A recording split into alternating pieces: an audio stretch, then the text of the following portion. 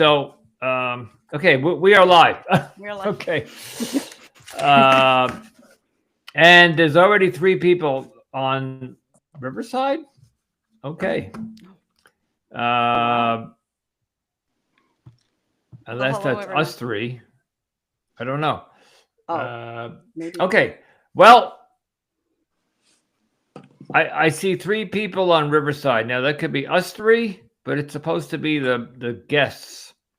So, well. Anyway, welcome anybody who's watching to the Cultimatum podcast live stream event on November 18th, which is International Cult Awareness Day. Maybe if I had the mic in front of me, that would help.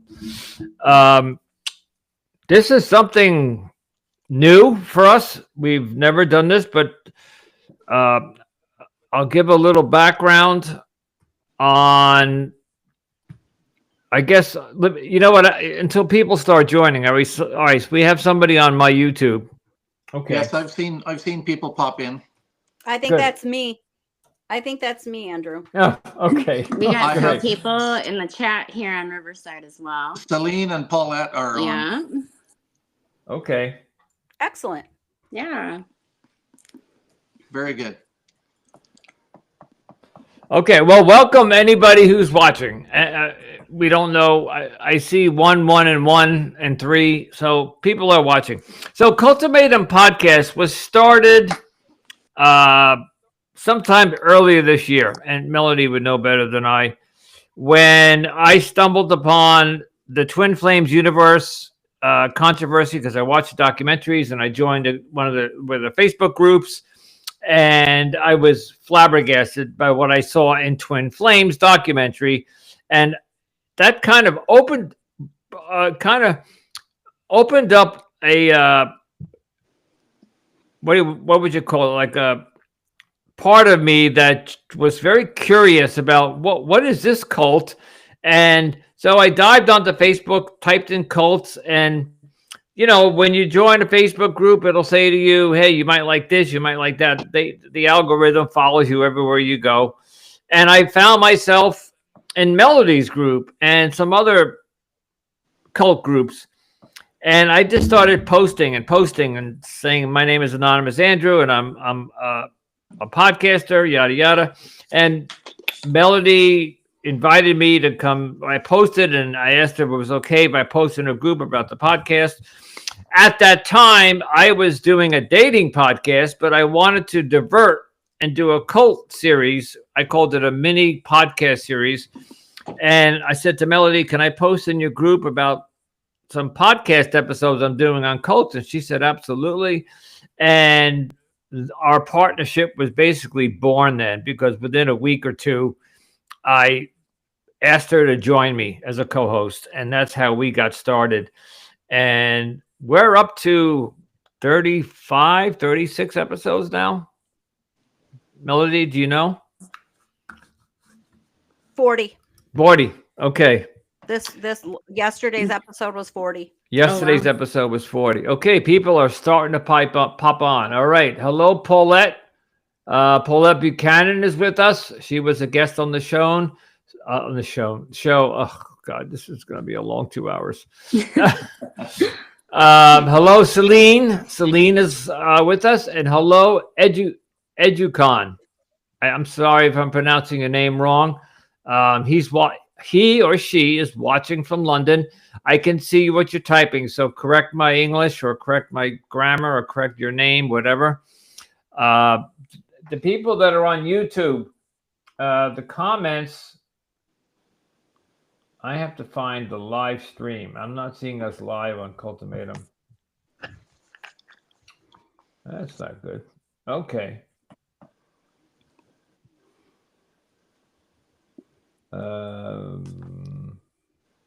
Why are we not live? Are we live? Am I live on Anonymous Andrew? Melody? Yes. I am. Yes. Okay, well, I don't see Cultimatum, so I'm going to have to play with that while one of you guys are answering a question. Okay, well, let's introduce the panel, okay? So for all those who are just popping in, and I see more popping in, my name is Anonymous Andrew, and I run a podcast called the Anonymous Andrew Podcast, Life and the Choices We Make. That podcast is all about dating and romance. But along my journey, I met Melody, who is on the panel tonight, and we created a podcast called Cultimatum Podcast. And we have been doing very well. I hope that still goes. Good. Okay. And by the way, this is our first live stream, so we're kind of fumbling through this technically. Like I'm trying to operate 5 things at once here. Anyway, with us tonight, so that's me, Anonymous Andrew. I'm the host of the Anonymous Andrew podcast and the co-host of Cultimatum. With me tonight, so we're going to go clockwise. So in the right corner, right top corner is Melody Post. And Melody, again, is my co-host. But tonight she's a guest on the panel, and because she's a cult survivor. She was a former member of the House of Yahweh based in Abilene, Texas. And today she is a dedicated advocate for cult awareness. She co-hosts and produces the Cultimatum podcast. And her mission is to shed light on the hidden groups and empower others with knowledge and support in their healing journey.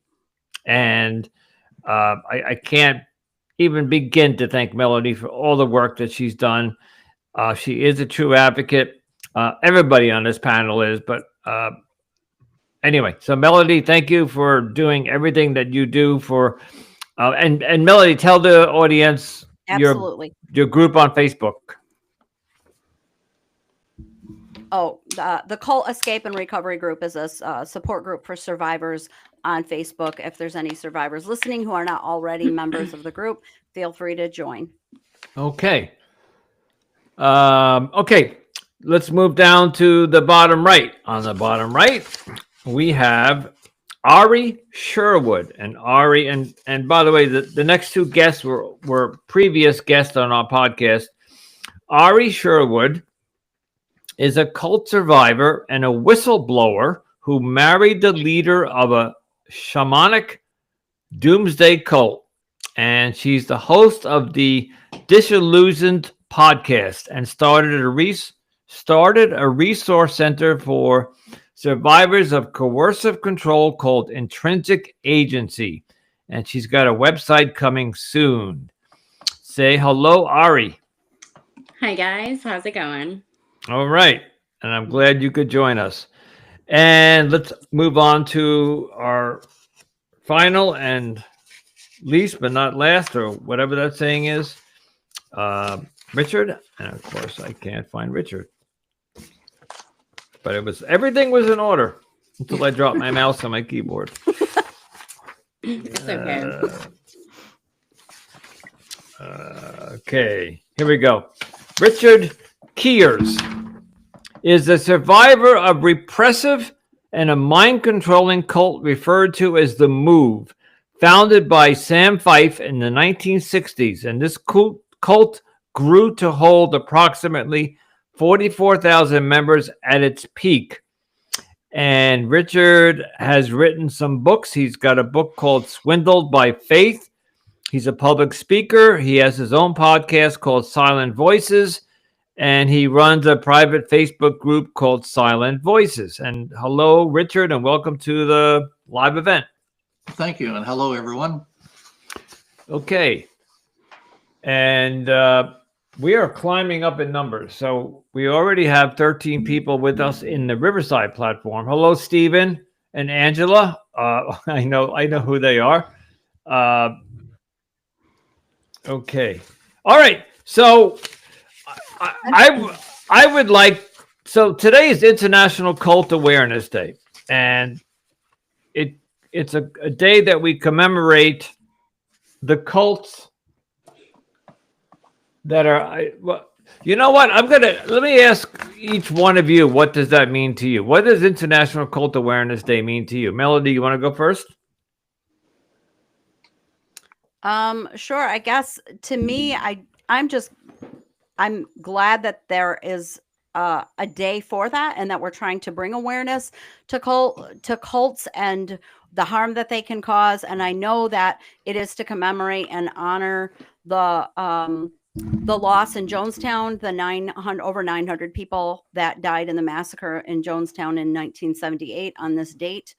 And I guess I'm just grateful that there is people out there trying to make awareness, and that there's a special day trying to help bring that awareness about.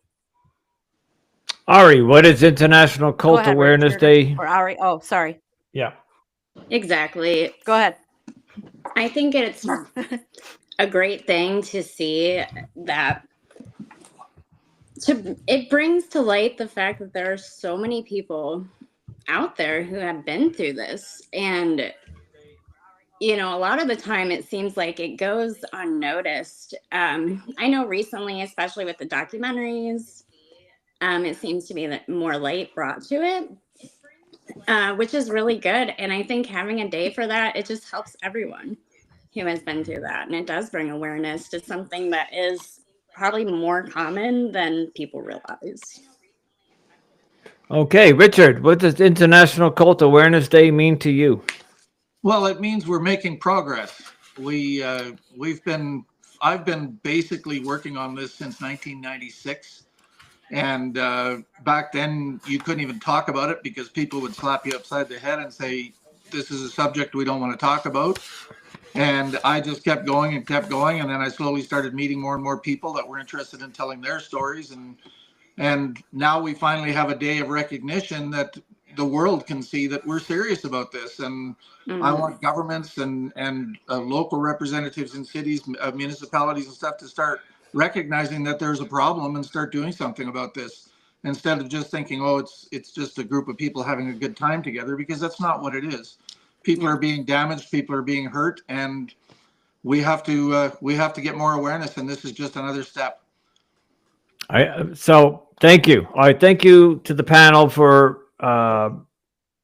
expressing your feelings about what today means to you.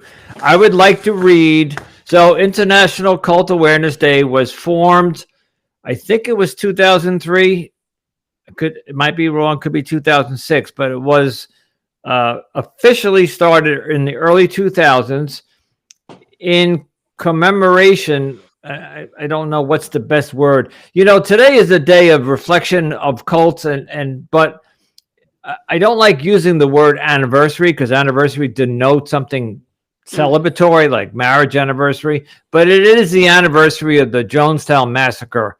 And I do use the term massacre because I did watch some of the documentaries, thanks to Melody to give me a few to watch. And although I did know about it, but I didn't know it in depth or in detail. And there's this myth that 900 people committed to mass suicide, and that's just not the case, right? So let's just get that out there. Jim Jones, and I have something I can read here. Jim Jones, they don't know whether he shot himself with a pistol or somebody did it for him, but he did not drink the Kool-Aid, which also was a myth. They did not use Kool-Aid. They used another fruit-flavored drink, but that's the term, drink the Kool-Aid. That's where that comes from, but they actually didn't use Kool-Aid is a brand name for those old enough to remember. Is it still on the shelves, Kool-Aid? I don't know. Yeah. It is. Okay. But in that Kool-Aid was potassium cyanide. And I heard that they threw a lot of other poison in there too, just to make sure it worked.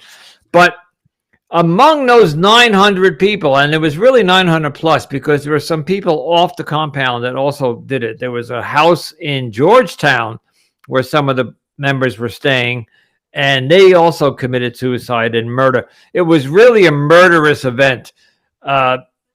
Jim Jones made sure that the people who resisted, there were people who resisted. So I'd like to read the actual bio. It'll take a few seconds just so we can clarify some of the myths about what happened that day.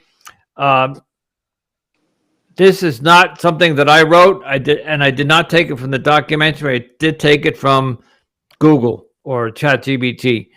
So anyway, November 18th, 1978, one of the most tragic and shocking events in modern history unfolded in the remote jungle of Guyana, more than 900 people, members of the People's Temple, a religious cult led by the charismatic yet manipulative leader Jim Jones, lost their lives in what became known as the Jonestown Massacre. The People's Temple was initially founded in Indiana in the 1950s as a progressive movement and promoting racial integration and social justice. However, over time, Jones' leadership grew increasingly authoritarian and paranoid, culminating in the establishment of Commune in Guyana, which he marketed as a utopian escape from oppression. On that fateful day, U.S. Congressman Leo Ryan visited Jonestown with a delegation to investigate reports of human rights abuses.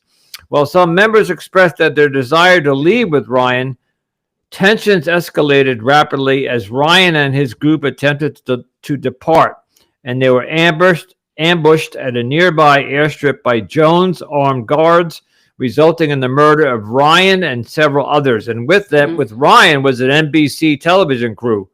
There was a cameraman, the mic, and two producers that came along, and I think maybe even a fifth guy.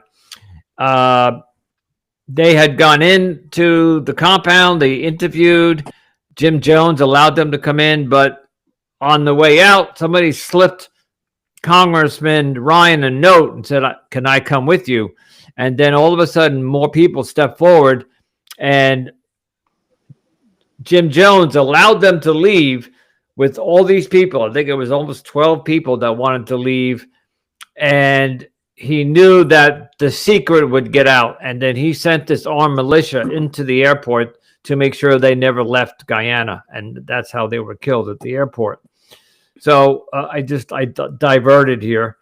As Ryan and his group attempted to depart, they were ambushed at a nearby airstrip, resulting in the murder of Ryan and several others. In response to this, Jones enacted a horrific final plan, coercing his followers into a mass murder-suicide by consuming a cyanide-laced drink. Parents were forced to poison their children, and those who resisted were often injected with poison or shot. The massacre claimed the lives of 918 people, including over 300 children. And that's what I just got chills up my spine. Me too. I literally have goosebumps right now. Yeah. My It's God. just unfathomable how either a parent or another adult could turn to a 12-year-old or 9-year-old or 5-year-old and either say, drink this, or they hold, in the documentary they reenacted, they held some of the children down and injected them, or they forced them to drink it.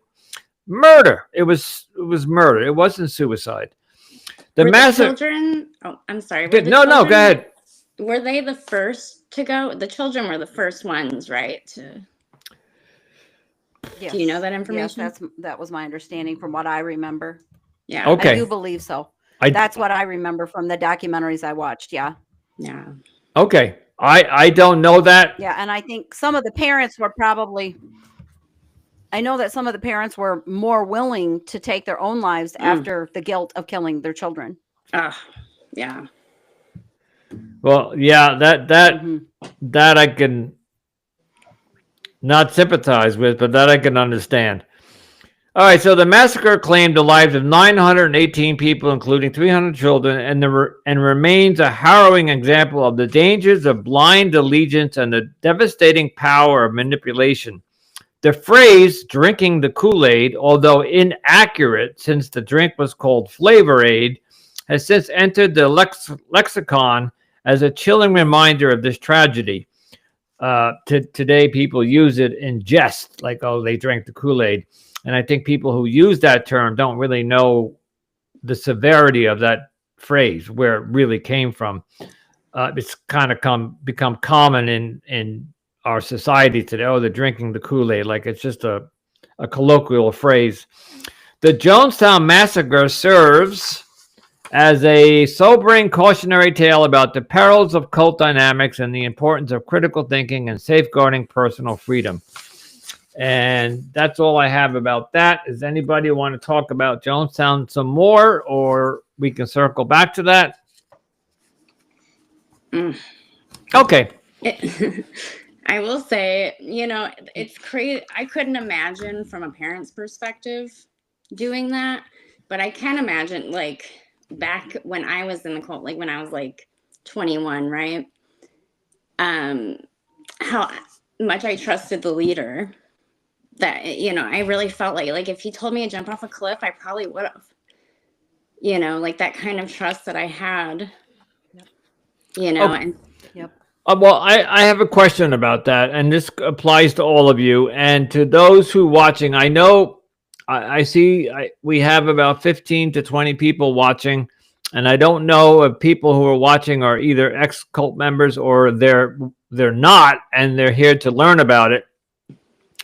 What is it about a cult leader that he or she can manipulate or put you in such a mindset where you will, like you said, jump off a cliff? Mm-hmm. Is it, and Melody, you gave me a bunch of questions to ask, and I don't know if in there that might be, but I'm curious myself. I don't. Yeah, that's fine. You can go off script with that. Yeah, It's just a loose. Yeah, no, we're gonna get. I will say that it. Yeah. We'll get to the questions. I'm curious as to the panel. Go ahead, Richard. I can answer to that. Richard, yeah. I can answer to that. Basically, there are several cults that in the past and that still exist that have that kind of control over people. There have been other cults, obviously, where people have committed mass suicides as well. What it comes down to is it's a process of time. When they bring you in, they slowly but surely make you start believing everything that they teach or they preach to you. But at the same time, they're very careful how they do it because it's very manipulative and slow. There's lots of love, there's lots of caring, there's lots of consideration, there's lots of happiness that goes along with it. But they keep instilling these little things in you about you have to obey, you have to obey, you have to obey, you have to obey. And if you don't obey, here's what's going to happen to you. And over a period of time, you, without even realizing it, you're all of a sudden in a position where when they tell you to do something, you do it without questioning. And that's the effect that these leaders have. And it's not just always a single leader; it's the leadership group. There's usually more than one leader in a group that has this kind of power to be able to manipulate people. And when people do get to the point where they can't think for themselves anymore, then they're in total. It becomes very scary because at that point, in all honesty, at that point, people do get to the point where they're willing to do whatever it takes.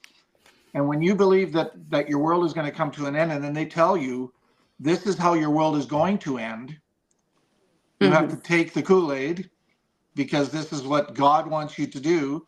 Many of the people did it. Yeah. And that's, I felt many times that even our group, there were times that, look at some of these groups where the leader starts to have an affair with a young girl, and then he's all of a sudden tells the group, oh, by the way, God told me that now I can have all the wives I want, and nobody ever objects. Every one of these groups, it all happens. A few people might leave because they're upset. I objected. Yeah. But there's even groups where husbands give up their wives to the leader. It's all about the manipulation, and it's all a process of time. Somebody in our audience, and I think she's okay if I mention her name, Paulette Buchanan, who was a guest on our podcast, and she's written several books, and she's an advocate for cult survivors, and Paulette has a great story. Maybe Melody, if you get a chance, you can see what episode she was on. She has an observation she would like me to mention. Intelligent psychopaths are very astute in knowing who and how to manipulate people's emotions. She just wanted me to add that. So I guess she heard my question about, and this is one of the reasons why I brought Melody on board. I wanted to start a podcast about cults, but I'm not a ex-cult member. And, I'm an alcoholic in recovery. I'm a bipolar in recovery. And I have all this other stuff going on, but fortunately never joined a cult. I don't know how to say that politically. But it fascinates me how these cult leaders, I mean, this Jim Jones thing just blows my mind how you can get, let's say, even 900 of the 900 people, only half of them willingly participated. That's still 450 people that went up, dipped their cup in the bucket and drank it and just laid down to die for this man. It blows my. But when you consider the fact that I understand what depression is like, and I understand how depressed many people became on these farms and on these places. And in the Jim Jones situation, there was no escape. So those people that were there, many of them were looking for an escape, and he gave it to them. And I can understand why many of them would have said, look, we have no way out. This is the only way. So there's that aspect to look at it as well. Yeah, let's mention in that little Jonestown thing I read, we didn't really talk about this. When they built Jonestown, they built it. Now correct me if anybody knows the actual fact, but it was like almost 100 miles from Georgetown, deep in the jungle. So you had to drive or fly in, and even the closest airstrip was like 5 miles away. So for people to actually, they could leave. They could leave. There were armed guards, and they wouldn't let anybody leave. But if you were able to escape, you were out in the middle of Guyana jungle for 100 miles. There's no way for you to get to Georgetown unless you hike it for 100 miles. And I can only imagine what that's like in the South American jungle. You might not make it back alive. So I can see your point. So if I'm stuck here and I'm not getting out, I'm going to drink the Kool-Aid, I guess. Yeah, there's several different ways of looking at it. Yeah. Melody. Paulette's episode is episode number 17, but I also am going to add another good example of the kind of control a cult leader can have is looking at Charles Manson. He got people to commit horrendous murders for him. Yeah. And it was another good example of the kind of control. And I think these are people who under any other circumstance probably would not have committed those type of crimes. But under those circumstances, under that mind control, under that brainwashing, they did things they wouldn't normally do. Absolutely. And I think that is what the awareness part is that when you are in a cult, you will do things that are out of your character because you think you're doing the right thing at the moment because of the brainwashing. Exactly. And you don't realize that you're doing, your perception of morality is distorted, right? Like you think you are the good guy. It's like you don't even know in reality what you're doing is wrong. That's why we have that cognitive dissonance too, because if I'm doing something wrong that's against my own values, and like your brain, it's like a protective mechanism in your brain where you just you cannot allow that, right? So you experience cognitive dissonance where you will try to excuse it or to what's the word, like you try to confirm it for yourself, right? You try to verify, like, nope, I am doing the right thing. I'm not doing this for nothing. And I think there's just so much going on there. And also just how controlled the environment is and how isolated you are. Like you are just 24/7 consuming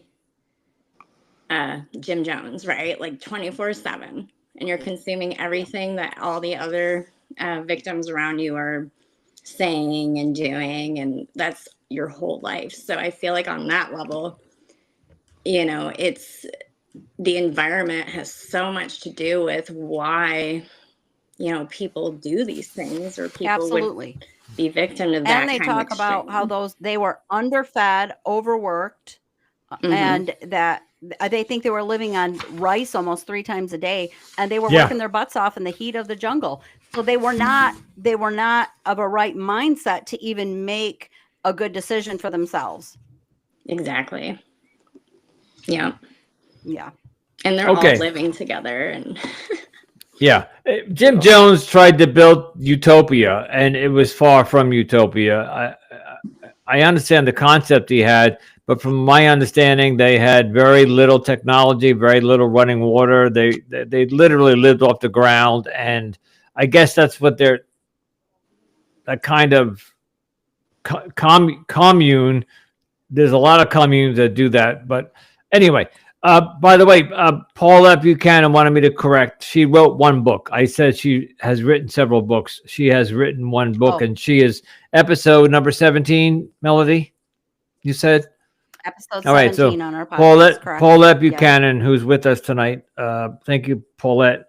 You can go back and listen to her on episode 17. All right, would you guys like to get to the questions? Go for it. All right, so to the audience, we compiled a list Or of... we can ask the audience if they have. Sure. Yeah, before they start dropping out. So, If they have questions. does anybody in the audience? Yeah, if they have questions, we can start there. Yeah, so I do see people on the Cultimatum YouTube and on Riverside. And does anybody in the audience that's watching us have a question for anybody on the panel or in general?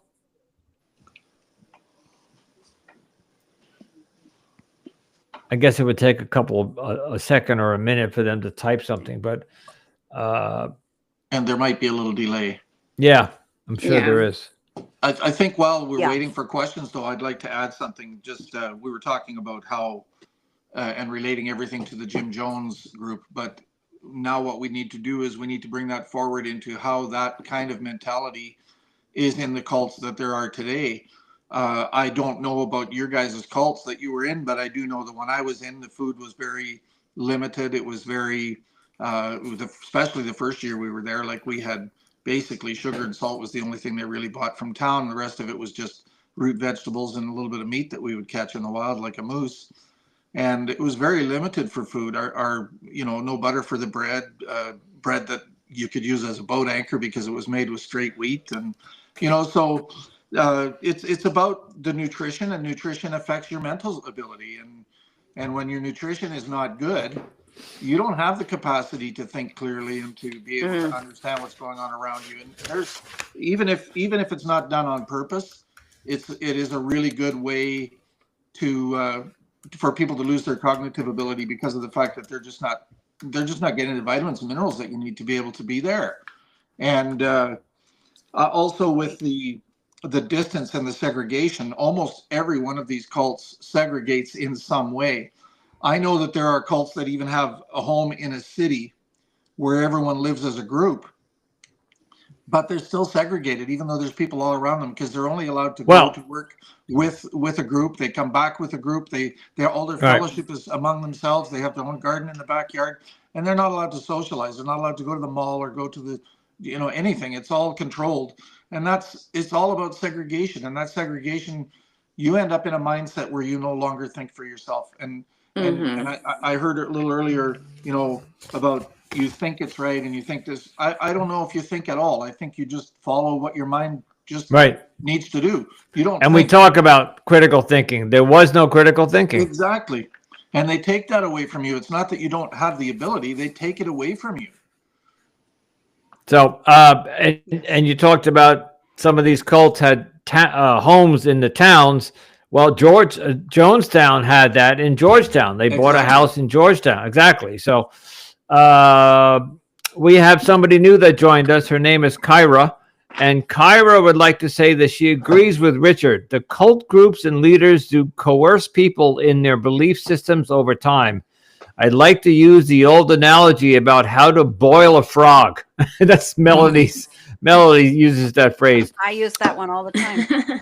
A frog is not dropped into the boiling water because the frog would try to jump out and escape. But if you put the frog into the water slowly and turn up the heat, coercive control, the frog will not leave and will remain trapped in the boiling water, i.e. cult group. And Kyra, you're exactly right. And we use that expression. Melody does. Well, when Melody first used that expression of the frog in boiling water, I was like, huh? It's like I didn't know what she meant, but now I understand, obviously. So, okay. Anybody else in the audience, please feel free to make a comment. I'll read it on the live stream or if you have any questions for us. But I think in order to generate some curiosity, maybe we should read some of the questions that we did have prepared. Go So ahead. Melody, I'll start with you. You did say that you'd be happy to answer number 3. Boy, you got a whole list here. All right. No, I put a whole list here. Um, But you can I'll cherry you pick it. can ask the question and then we can all answer if you want. Yeah, sure. Sure. What were the defining traits of the leader in your respective groups? Oh, gosh, I'm sure they are all very similar. I'm Yeah. going to say narcissistic, selfish, controlling, arrogant, manipulator, liar, cheater, and very cruel. That would be my list of traits. Ari?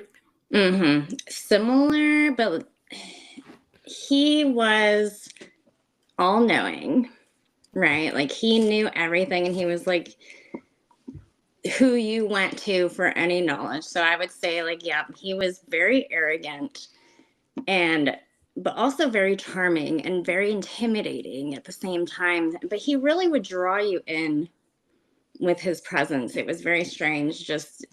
There was just something about him and he just seemed like he knew what he was talking about, very confident, Would you say he had a Jesus complex? Well, of course, he literally said he was Jesus Christ. I don't know okay. if he literally thought that, though. But that was his mindset. Yeah. Richard? I agree completely. With Ari, he was our leader. Was very he was a little bit charismatic when he needed to be, but when I got to know him a little bit, I found out he was just an ordinary person, and he really was a small man in stature, and he just. But he was narcissistic, and everything he was right, and you didn't question him, and so yeah, it was very much the same thing. I think all of these leaders have the same characteristics in a lot of ways. He seemed very compassionate when he needed to seem that way, but he was a tough hard ass. He was he made strict rules and he made you stick to them, and yeah, very much the same as the rest of them. Okay, we actually have 2 more people joining us, and they have questions for us. So, Ashley, this is going to be a tough question to answer, but I'm going to let the panel handle it. And Heather, I'll get to your question next. Ashley would like to know, what's the best way to help someone come out of a cult? So I'm guessing, Ashley, you have a friend or a family member in a cult. You can respond if you'd like, give us more detail. But I think her question is she knows somebody in a cult and she'd like to help them get out. It's a hard question. This is the hardest question. This is the question that family members always ask, and it's the hardest one because it is not the answer they want. They want this magical answer that if you just say the right thing, you're going to wake them up and they're going to come out, and it doesn't work that way. Unfortunately, my advice is always the best thing to do is to keep the door open, be non-judgmental about what they're going through because of their mindset. You don't want to say anything against the leader or the group because that will turn them the other way. It will have the opposite effect. And you need to be patient and just let them know that if and when they are ready to leave, that you're going to be there to support them and help them in any way that you can. That's the best advice I can give. And I'll let Richard and Ari add to that. I will say that exactly what Melody said. When I was in it, like I was really young, I was literally marrying this man who was 37 years older than me, and just out of the blue. It wasn't like we were dating or anything. And my mom, like, she came to our wedding. Like, she stayed in contact with me 100% of the time that I was in the cult. And she didn't push anything. She always knew, though, because years later when I realized, I came to her first and was like, oh my God, it was a cult. And she was like, I know. I was just waiting for you to figure it out, like I wasn't going to push you. But that is because my mom also has a cult experience. So she knew. So, right. So like she Right. knew exactly what was going on. And when I came to her later, she was like, oh, I've been through the same thing. So that's why, I never said anything to you. It's such a hard, it's tough. It's tough. You're fighting It is. you're fighting the mindset of somebody who has been brainwashed by somebody, and they think that their life is perfect and their life is, you know what? I'm Richard. What's your what's your answer? Well, these people, my answer is exactly kind of the same as Melody. Like, no one's going to like the answer. The bottom line is, I think, is that you really can't do anything when someone gets into one of these groups, because they're not going to listen to you. And if you try, it's just going to make them even have more resolve to stay.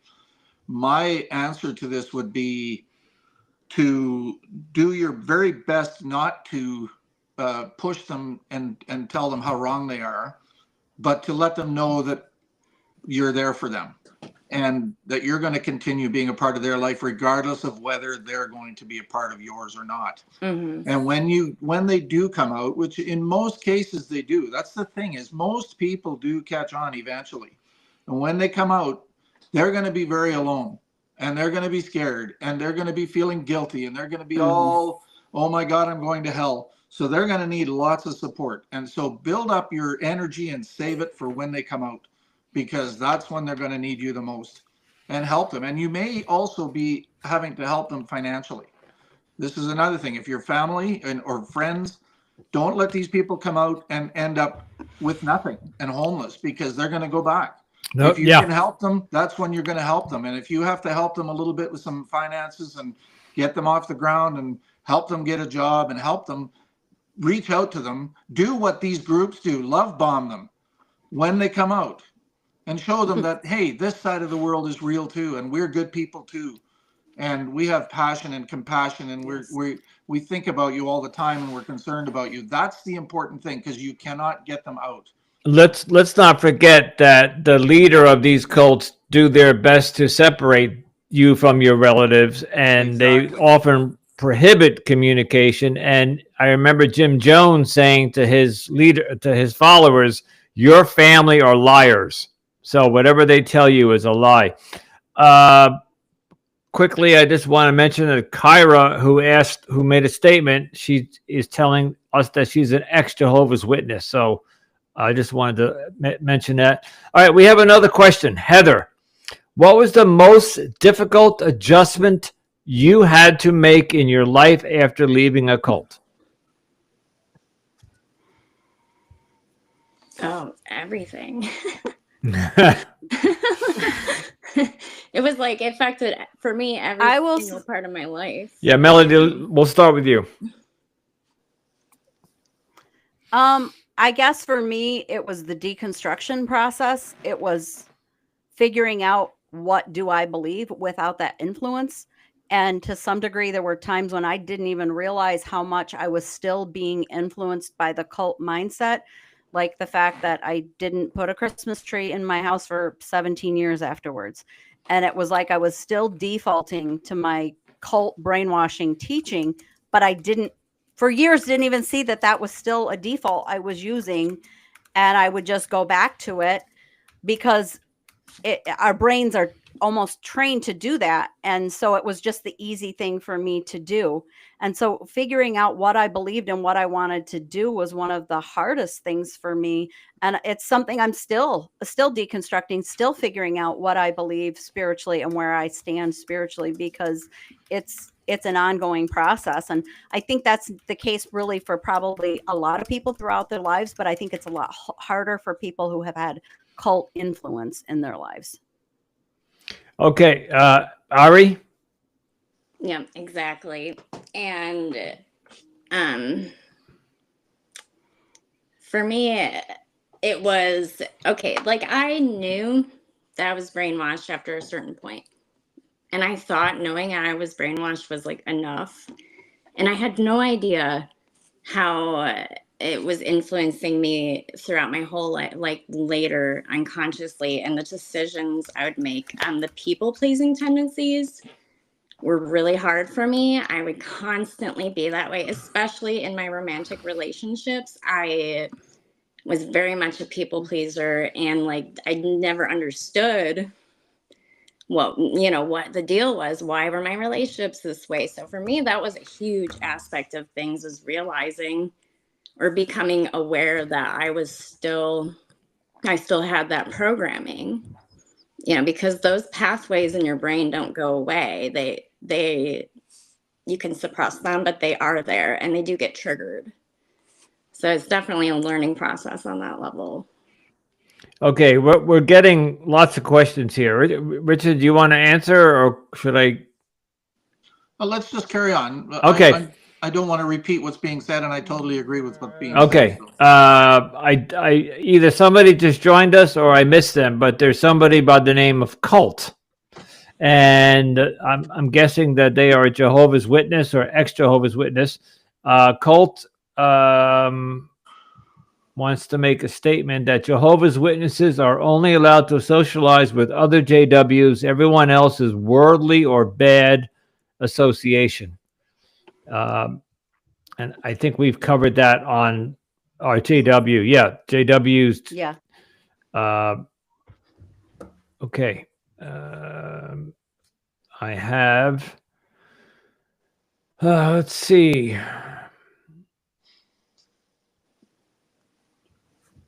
My scroll is not working here. Okay. By the way, Kyra is Kira. I mispronounced her name. Okay, Ashley, who is a social worker. Okay, so thank you, Ashley, for clarifying. So she's, I guess, doing research and helping people. Are there community resources or agencies to refer someone to help them get on their feet? Go ahead, Richard. This is what we're advocating for right now. I'm talking to so many people that can't find therapists that understand the effect that a religious cult or a cult of any kind, the PTSD that they suffer is different from the PTSD of hitting your hand with a hammer. And there are so many therapists that I've even spoken to online in the last couple of months, weeks particularly, that tell me that they are not trained in how to handle this kind of thing, and they don't even know what questions to ask because they don't understand the concept of being totally manipulated, controlled by another human being. And so I'm hoping that through our advocacy work, we can get into the universities, we can get into the education system, we can talk to politicians, and we can get a system going where they add that to the curriculum of therapists. And I think social workers are put in a really tough spot because of the fact that they have to deal with this and they have no wisdom or knowledge because they have no education relating to this. And it's very, very difficult. It's not something easy to deal with. I kind of have a pretty good understanding of how people are going through. But Andrew, when you first started learning about cults, you had no idea. Now you're catching on, but you're like the average person. You don't know. And I've had so many people that have said to me that I've watched them in the groups, oh, just get over it. That is the most demeaning comment that you can make to someone that's been injured by a cult, because you can't get over it. You can't just close the door and it's gone. It sticks with you. I've been out of this thing for 40 years now, and I still caught myself crying the other day in a podcast because I couldn't answer a question. So it still hurts me. I know what it's like. Let's not forget that I know Melody, I think was, and Richard, I think you were. Some of you were born or children when your parents joined, so you don't know anything else.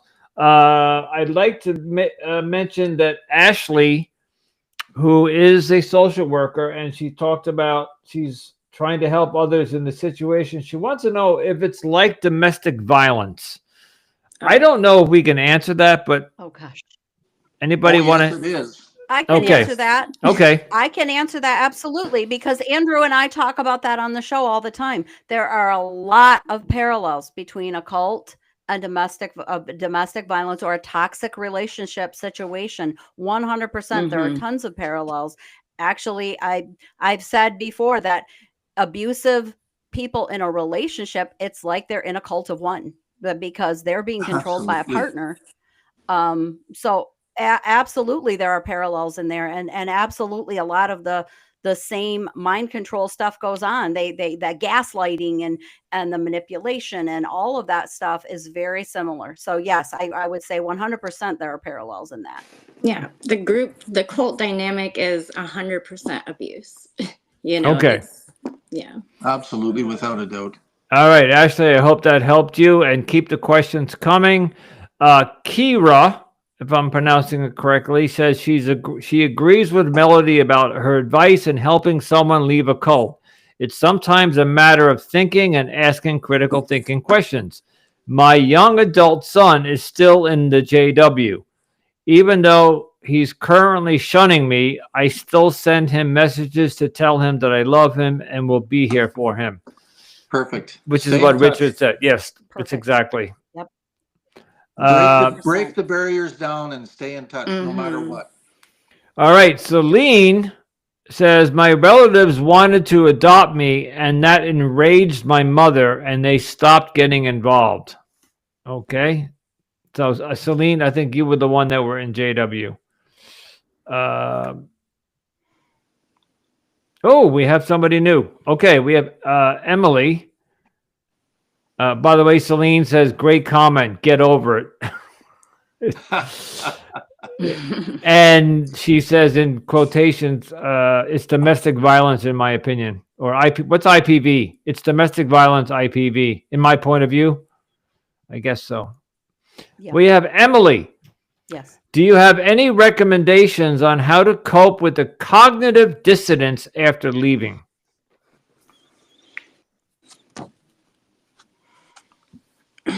Learn critical thinking skills. I'm gonna throw this one to Ari. Yeah. Yes, I'm gonna throw that to Ari. It's tough because it's so unconscious. It's not, number one, you have to bring it to your conscious awareness. And bringing something to your conscious awareness that's unconscious is educating yourself, being aware of the patterns and the patterns of behavior that are not good, right? Or that are bad, or the patterns that you do, because it's all patterns, at the end of the day. So, being educated so that you can bring it to your awareness, questioning things and learning critical thinking skills. Okay, Paulette has a comment. The lack of training on the dangers of cults and coercive groups is a problem brought up often in International Cultic Studies Association conferences. ICSA has a lot of resources that can help people connect with therapists who specialize in helping people coming out of coercive groups, and their website has a lot of reading materials. And the website is www.icsahome.com. And for those in the chat, I guess you can read that. I think everybody can read everybody else's chat. Okay. Folks, keep the questions coming. But that was our last question for the moment. So let's get back to our questions. I'm going to go with what Melody wrote, and then we're going to ask everybody that. Okay, here's a good one. Were there any specific teachings or doctrines that stood out as particularly harmful or manipulative? Yes. Yes, Can you- mine too. Yes, I mean, go ahead, Richard. Specifically, teachings like you're now a member of a new family, and your relatives, your aunts and uncles and cousins and grandparents are no longer part of your family. That's devastating to people, especially to kids. You rip that right out of them; their heart is gone.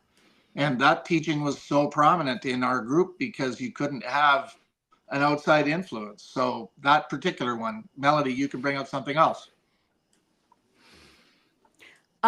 I think for me, in particular, I felt like the biggest teaching that was particularly harmful in my group was the doomsday teaching. I think it created an immense amount of fear in the members.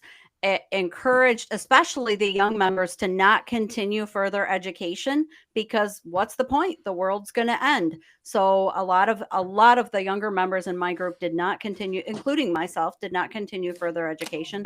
I'm lucky to have a high school diploma. And because the focus then was on preparing for the end times. Everything was about getting ready for something in the future and not thinking about the present and not believing that there was a reason to think about or focus on the present. I think that was probably one of the most harmful and manipulative teachings of my group. Yes, Mm. I agree. Okay. Let's see. Anybody have a question in the chat? No. Okay. Melody's next group of questions. Did Ari want to answer that question? Yeah. Well, Did Ari? similarly, well, like we did the doomsday. Well, I'm sitting here thinking of, because there were so many different teachings. I'm like, what's a good one? I think the soulmate teachings for my group was. Explain that.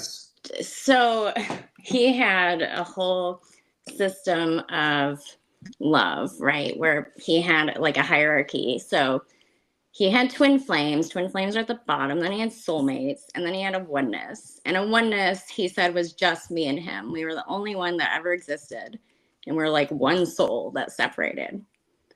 So for me, like, he didn't want me to move on after he died, right? Like, he didn't want me to move on from him at all.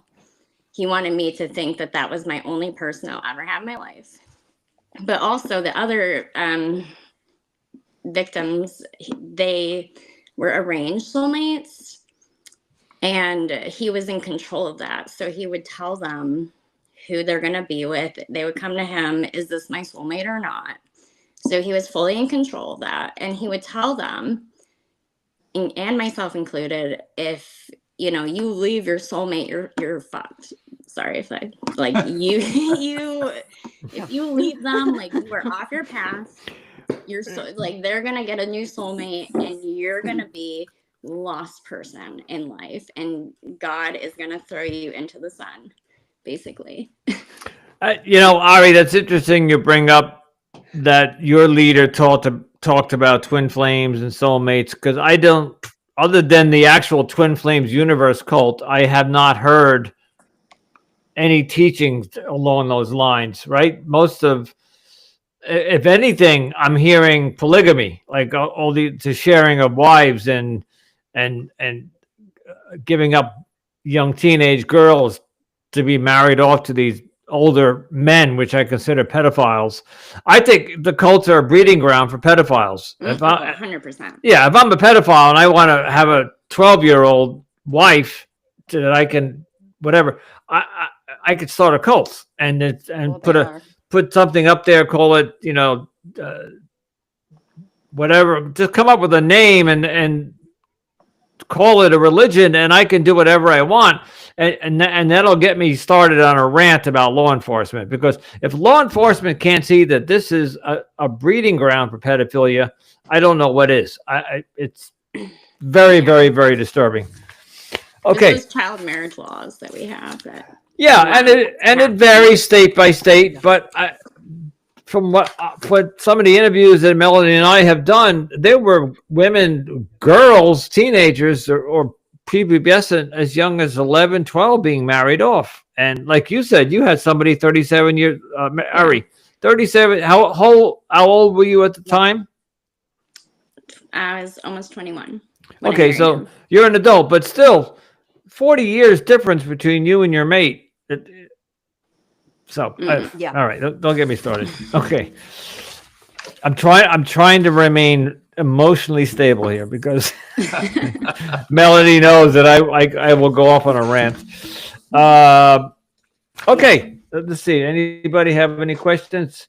So to the audience, oh boy, we even have more people. So anybody who just joined us, thank you for joining us. This is, I guess we're at the top of the hour. Actually, hey guys, we've been on an hour. I know. Welcome to. Yeah, welcome. And we talked about that. Welcome to the Cultimatum Podcast live stream event on International Cult Awareness Day, November 18th. which also commemorates, I hate saying this, somebody can help me with a better word, the anniversary of Jonestown. I hate saying anniversary. It's just too uplifting.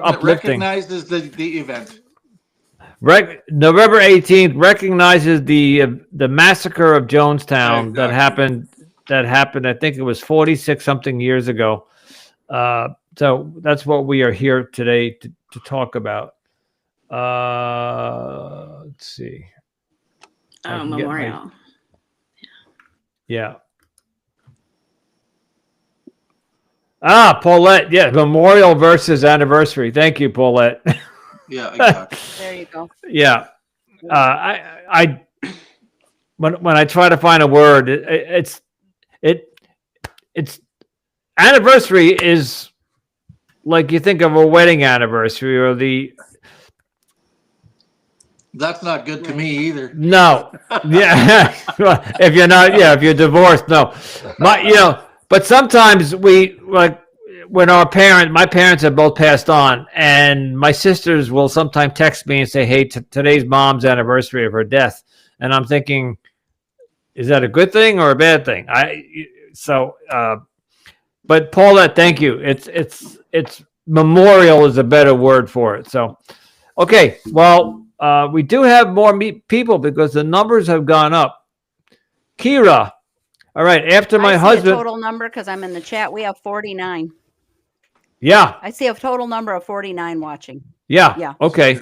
And there are 16 in the studio. So Kira has a comment. After my husband passed away unexpectedly within about 2 weeks, the witnesses were pressuring me to get together and remarry because I was a young widow. And my son was now considered orphaned. Since his father passed away, they said that we needed a head of household, which they said, as a woman, I could not be.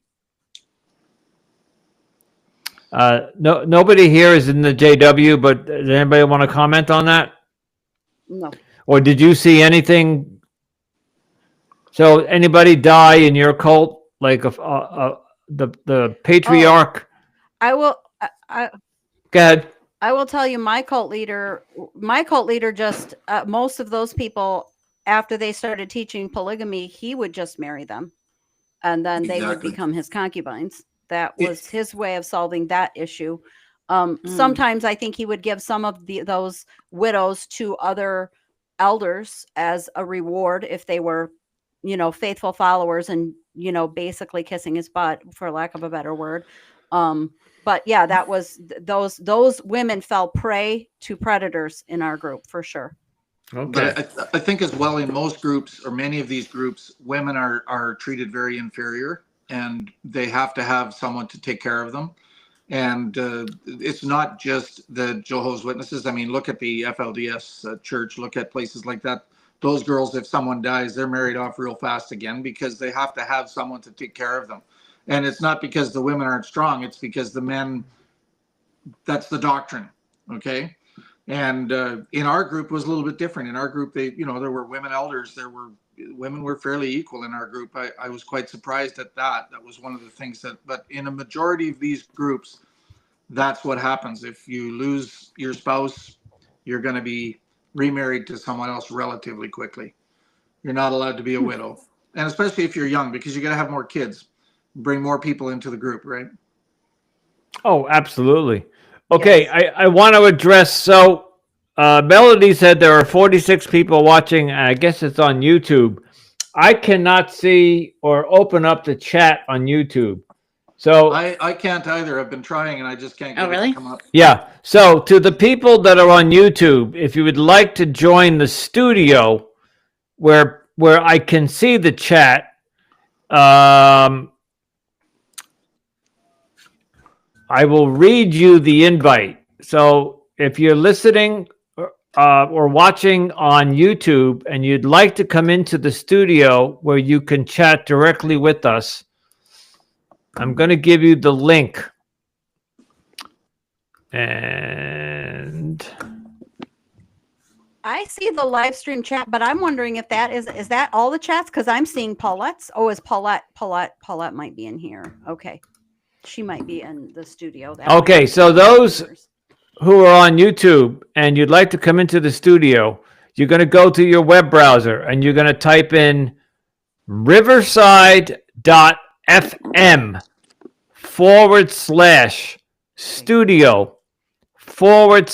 riverside.fm/studio/Andrew dash Peters, PETERSS dash studio. And that's posted several times on our Facebook page. So if you want to head over to our Facebook page, I can quickly post it there. And that will get you into the studio where we can see your questions. Yeah, it looks like they're all connected, all the chats. Yeah. I'm going to go to the Cultimatum. So this is all the chats, Ari? The looks- chat that we're seeing is Yeah. all the chats? Except I don't think you can see the people on Riverside's comments. You can't see those on YouTube, can you? I can see your responses though. Okay, so to the YouTubers watching, if you head over to my Facebook page, the Anonymous Andrew Podcast, I just posted the link to the studio. So just simply click on that link. You got to go to Facebook, go to Anonymous Andrew Podcast, and it should be right at the top there. Or I read it off to you, but I don't know if you were able to jot it down quick enough. I really wish we could figure out how to read the YouTube comments. But okay. Let's see. Yeah, Paulette says she's not on YouTube. Okay. Yeah, it's for some reason we're seeing the Riverside on YouTube, but I think that's because Riverside is streaming to YouTube. So, but if there's 46 people watching, But aren't, go ahead. where did you read like Ashley's comments? Because I don't see Ashley's comments in this chat. Yeah, here. you know what's interesting? YouTube says here are the So top that was chats. on YouTube. No? No, Oh. it says I'm reading. It says YouTube top chats. So maybe they have an algorithm that picks out the. Let's carry on with the questions here. Yeah. Okay. I just wanted to make sure the people that on YouTube can get in and because if they have questions.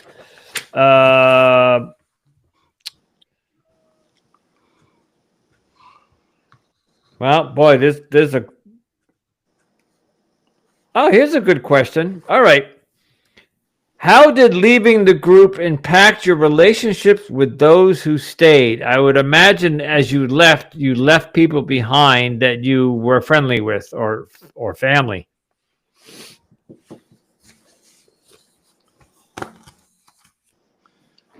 Go ahead, Melanie. Richard, you go first this Oh, time. you go first. Well, actually, we you go first this time. our families. We basically, I had to basically leave my family behind, all of them. I had a brother that was in Edmonton, and we associated with each other, but he was still in a group home in the city.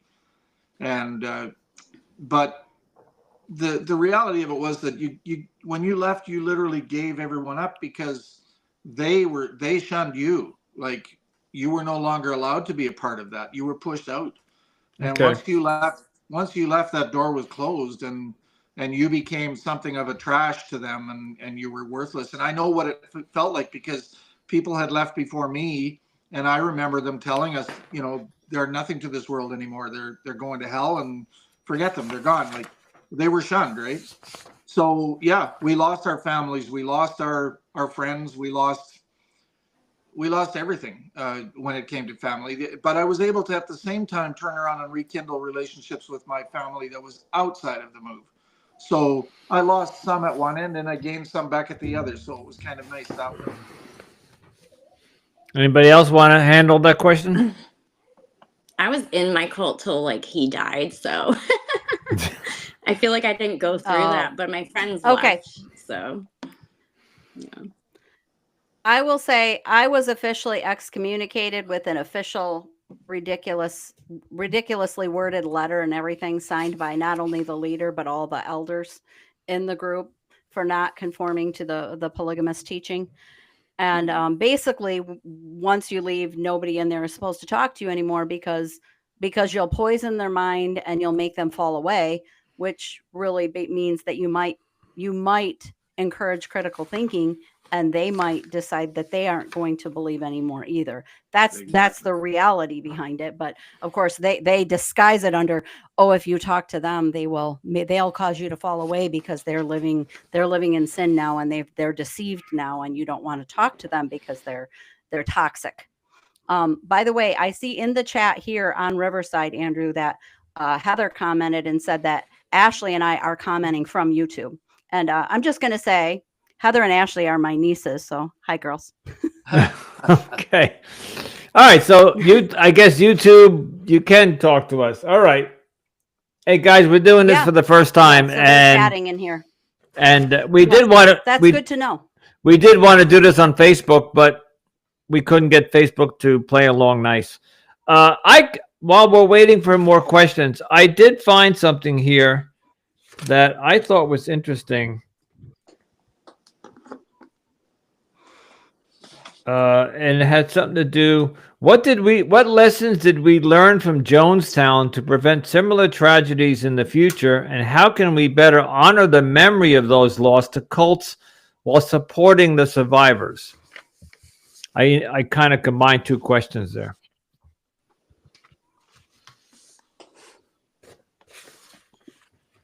Okay. Could you repeat it? Mm-hmm. So what lessons can we learn from... Could you repeat the question? Yes. What lessons can we learn from Jonestown to prevent similar tragedies in the future? And how... Well, let me just stop there. Jonestown happened in 1978, which I think was one of the first major cult tragedies. Since then, there was Waco's and Heaven. Well, actually, no, there was Charles Manson back in the 60s. So, but I think because of the mass, the 900 people was one of the largest tragedies in cult history. What lessons can we learn from Jonestown to prevent similar tragedies in the future? And how can we honor the memory of those lost to cults while supporting survivors? I think the best way to do that is to keep spreading awareness, keep talking about it. You know, like how else do you honor them, but to, or even prevent those tragedies other than educating people? Anybody else? I agree 100%. By continuing to create awareness through things like this live broadcast, through podcasts, through creating support groups, through documentaries that these networks are picking up, that helps to create awareness, through articles about cults, news stories about cults, to just make people aware that these groups are out there, how they work, how they operate, what are the red flags, so that people can maybe be more aware of these red flags when they are in the early stages of joining a group, and they might be more likely to say, oh, this may be a red flag. Maybe I should step back. Maybe I should do some research. Maybe I should talk to somebody who was in this group for a while and left and ask them why they left. I think those would be really good things to try to prevent people from being involved in groups that might be prone to these type of tragedies. And I think the understanding also gives less power to these destructive leaders when their tactics are being made aware and it's out in the open. It's less likely that people are going to fall prey to those tactics. By the way, Taylor has just joined us, and we did an interview with Taylor. Taylor is known also as Black Moon Taylor, and she's got Instagram and TikTok, and I don't think her episode has aired yet, right, Melody? No, it has not. All right, but Taylor is with us, so welcome, Taylor. She just asked if she was in the right spot. Yes, Richard. I just wanted to go back to what we were just talking about, the awareness thing. At an individual level, I understand what the girls are saying about, we're dealing with people on an individual level, but I've moved on to the point where I'm moving into more talking about legislation, talking to governments, talking to people in government, talking to our educators and stuff like that, so that I think where this is so big is the fact that like I told you when I did the podcast with you guys, a lot of people are not aware that there's over 10,000 cults just in the United States that are active at this point. I read the other day there's 11 million people in the United States involved in cults that they know of. The reality of it is this thing is so big that we have to have more awareness at a higher level so that people understand what's going on. So that when Congressman Ryan went down to Guyana, it was too late. There had been people talking about it for months and even years prior to that, and nothing was done. By the time he went down there, it was a suicide mission. It was too late, and we need to be aware of this kind of thing so that it doesn't happen again. The group that I was in still has farms. They still treat people the same way they treated them when I was a kid. And those are things that, why is nothing ever done? I know you can't just tell somebody you can't choose your life, but there needs to be something done about abuses, and we need to start recognizing that physical abuse is probably the one that the world recognizes the most, and that the people in our social welfare system can do something about that. But we need to find ways to be able to deal with psychological abuse, because a lot of this is psychological abuse where they literally have mind control by very abusive measures. And those are the things that we need to make. The world needs to be aware of that, and we're doing a good job because it's getting out there. I'm talking to lots and lots of people, but we need to do a much better job, and we need to work it at a much higher level. Richard, I can't be more thankful that you brought up that topic, because this has been my issue with when we started this podcast. And Melody, just close your ears. I don't, and Paulette, if you're still listening, I know, and we had a lawyer on, and they've all explained to us, I don't know why law enforcement cannot do something about this. We got politicians that are up there screaming about abortion and screaming about gender, like, can a woman change to a man at the age of 10, or should the United States government pay for a person in the army? While they are genuine topics that should be discussed, children aren't being killed and hurt and beaten and sexually abused in those topics. And I just don't know why they're literally looking the other way. And somebody once mentioned that they think that many law enforcement are paid off, like they're Melody, I think somebody posted in your group today that there's a community. She tried to, at 3:00, somebody wanted to join the group, and she had posted that the community she was in, that the police were on the take. They were being paid off to look the other way. So I can tell you that a lot of our members in our group believe that is the case with our group, because he was actually arrested for bigamy and breaking of bigamy laws and child labor laws. And they ended up, and there was supposed to be a court case. There was a trial. They had witnesses that were going to come forward. He got a change of venue, and it was changed from Abilene, Texas to Dallas, Texas.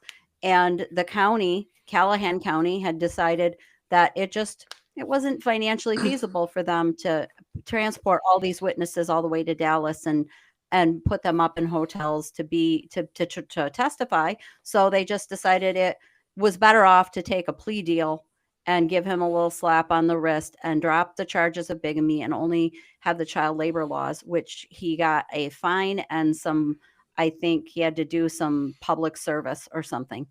And I think they were paid off. I believe that. Yeah. I believe that there was probably a money transaction involved. It could be, what connections do you have or do the leaders have? Because they are so good at what they do. Well, I'm sure they recruit. So if they can manipulate a member, they can manipulate a member, but so they can manipulate but there you go.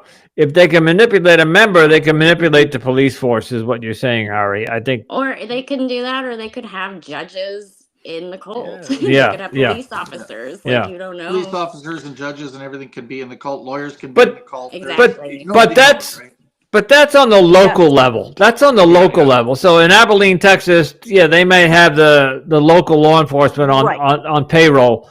but I'm talking Congress. You know, and I am not Right. getting political here. I'm not trying to turn this in, but this our new president that's coming, not new, the ex-president coming back. He wants to mass deport immigrants. Why? Why?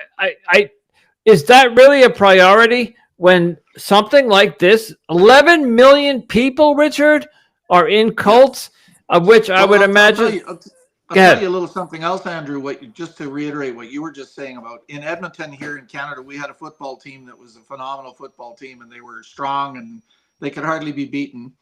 And a group of people decided that the name was offensive, so they changed the name. And it was a big process. Like, oh my God, it was an offensive name. And they changed the name, and our team just has had the wind out of their sails forever, and they can't win a game if they're paid to now.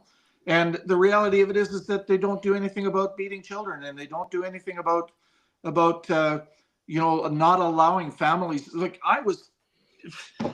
don't get me started. I was 15 years old and nobody came after me. You know what I mean? Right, when you left. I remember your story, yeah. And so come on, people, like, what is the priority in government right now? It's political correctness, and it's LGBTQ rights, and it's all this kind of stuff. And I'm not opposed to that. I think that we have to be careful not to offend people at times, because sometimes we do say things that we shouldn't say. We also have to be aware that there are people of different genders that seem to feel that they can, but the percentage of people is so small, and yet that takes up 90% of what our governments are worried about, especially I know in Canada. And they don't do anything about the small thing that they could actually fix. Like, let's stop hurting kids. And that's not just in cults. That's, by the way, in general. Across the board. Kids do not get the attention that is required for protection in any level, but cults are worse. Well, I'll bring up something similar that's becoming a very mainstream topic. You can't really turn on a podcast or turn somewhere without hearing about it, is the scammers now. Now, because the holidays are coming, they're warning. I saw a commercial this morning. It was a PSA commercial from Amazon saying, please be careful. Do not fall for that. Like an Amazon contacts you and says your account has been breached, yada, yada, yada. So there are these scammers out there that are taking hundreds and hundreds of thousands of dollars from people's life savings. And it's becoming a problem, major, and it's mostly from the outside of the United States coming in. And I think some of the banks and the cell companies are starting to stand up and take a look and say, we have to address this problem. But here's the cult problem right here, and nobody's looking at it. You see, it's awareness. We have to keep pushing for awareness. Yeah, which we are, and that's kind of why we're doing a good job. Yeah. I want to give a shout out. There's a gentleman, I don't think he's watching tonight, but there's a gentleman by the name of John Breen. And John Breen owns a website called Podcast. It's all about cults. He lists every cult podcast. I should have had this up before, but he's doing an amazing job at listing all the cult podcasts out there. All right, I can't find it right now. I will post it later. But he's doing. He lists every podcast that's about cults.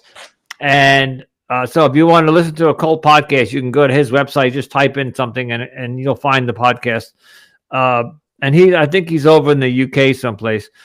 All right, let's get back to some questions. We're coming up on 8:30. And wow, we still have people hanging in there. Melody, how many people we still have watching? You know what? I can't see the number anymore. Let me go back out here and see. Okay. All right. For some reason. I clicked on the chat, and then I clicked on the live stream chat, and I am seeing all the chats coming in from all the different places now. Good. Oh, really? Nice. So, yeah, I can see it on here. If you guys go to the right and you click chat and you click live stream chat, you can see it all come up right here on the screen, the main screen. So, on Riverside? So that's good. No, on YouTube, I think. On Riverside, yep. Right on Riverside. On Riverside? No, on Riverside. On Riverside, Andrew. Okay. If you click on the off to the right, you'll see the chat. If you're on a computer. Well, that's what I see. it's on Yeah, the I see right. I that. don't know on the phone. Okay, I have. And then you can't click the live stream chat, and you can see it all. Okay, there's a bunch of questions here that I'd like to ask. Yeah. So this is about advocacy and raising awareness. What are the most important red flags people should look for when joining any organization or community? So they see an organization, they say, oh, that looks lovely, because they always look lovely and happy on the outside, right? What was that that documentary, Melody, we covered where the guy that was the first documentary we did, Holy Hell. Talking to Holy Hell. Yeah, on the outside, it looked like all peaceful and happy, and of course, when you get inside, it was just horrible. So, what red flags? So, somebody is thinking of joining. Let's take Twin Flames for example. You know, I'm lonely. My girlfriend broke up with me, and I see on TikTok where Twin Flames is saying, "Hey, if you're looking for a soulmate, we can help you." And I jump on twinflames.com or whatever, and I see for $500 I can watch a video. What red flag should I be aware of to say, wait a minute, let me pause before I give them any money, before I sign up, or before I pledge myself? If it's too good to be true, it probably is. Okay. Like, you know, they offer you the world. Because there is no such thing as utopia, right? Yeah. Because they sell utopia. They basically promise you that they will give you, like Jim Jones promised utopia. And of course, look what happened. Or the love of your life. And we're going to, we know who you know, who your twin flame is. Like they're promising you the world on a silver platter. And that's just not reality. So I think that's a huge red flag. There's a couple questions here that I think Richard and I just touched upon. What role do podcasts and media play in spreading awareness about cults and recovery? What changes would you like to see in our laws or policies to protect people from cults exploitation? And looking forward, what are our goals in continuing to raise awareness and help others recover from cult experiences? Anybody want to comment? Well, Or did we cover that? Back to the red flag question. Sure. I think we kind of covered that. Richard, did you have more to add to that? Well, I think the question there was say, what are we doing? Well, I think what we're doing is obviously we're making awareness through podcasts and everything like that, but we're writing books, and we're being published, and we're selling those books, and we're doing documentaries. We've done the People Magazine documentary. There's one now in the UK that I'm involved with that we're working on. There's another one in Illinois that I've been talking to that wants to do it. I'm trying to get onto a TED Talk. I'd like to do that. This is about awareness and get that word out there the best we can. And the support that we've had through particularly Facebook, but not only Facebook, the support that I've had through the network that I've earned through my book sales has been unbelievable. There's been hundreds of people that have communicated with me that are happy to help in any way they can to start getting this word out. And that's how it is. It's just a growth thing, and we just have to keep the fire underneath it all the time and keep growing. And I'm excited about where it's going. It doesn't go fast enough for me, but it is going in the right direction.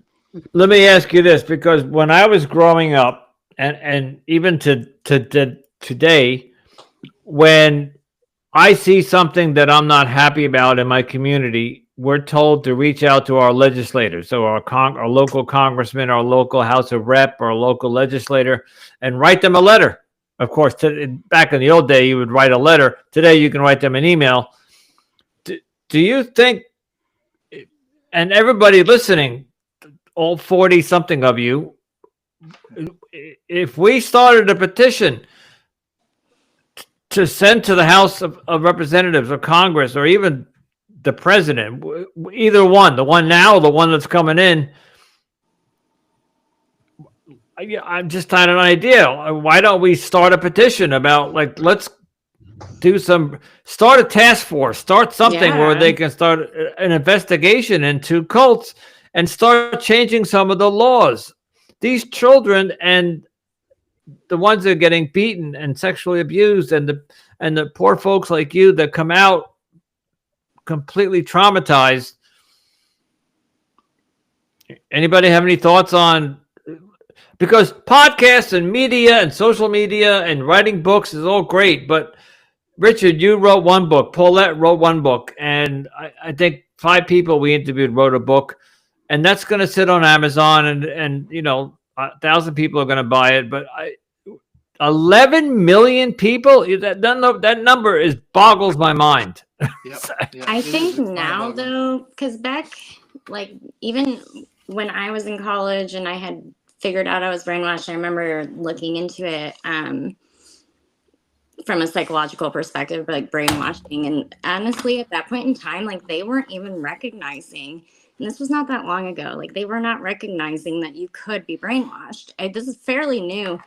I'm pretty sure since Trump era, since QAnon and the MAGA cults, those different cults, is when finally it seemed like the psychological, or the APA, American Psychological Association, started to recognize that this was possible. And not just them, but like just universally, everyone just kind of started to realize because of the mass scale of QAnon and MAGA.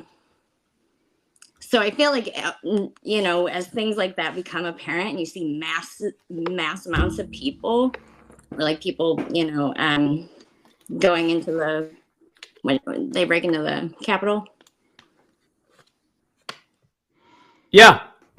Yeah, like those kinds of acts is kind of what makes people start to realize. And I feel like the last 5 years, I've just seen so much more awareness. So I would say right now is the beginning of progress. Okay, and I agree with you, because I do see more and more being talked about. And like I just mentioned, this gentleman that runs a website that has, there's 38,000 cult podcasts in America, or global, I think globally. I want to mention that we do have 2 more comments. So Kira and Paulette, and I'll get to both of them.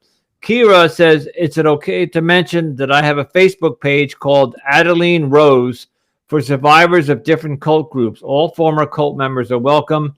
I'm also trying to bring awareness and do peaceful advocacy and activism against cult groups. So I think Adeline Rose was the woman I was talking about that was trying to join your group today, Melody. And Paulette. Oh, okay. And Paul, I believe, Adeline, please tell me if that's correct. Although, it's Kira. I'm sorry, Kira wrote that. Okay, Kira, just clarify that for me. And Paulette said, I've been saying for years that we need to apply RICO, R-I-C-O, laws to coercive groups. RICO, or RICO, is racketeer, influenced, corrupt organizations.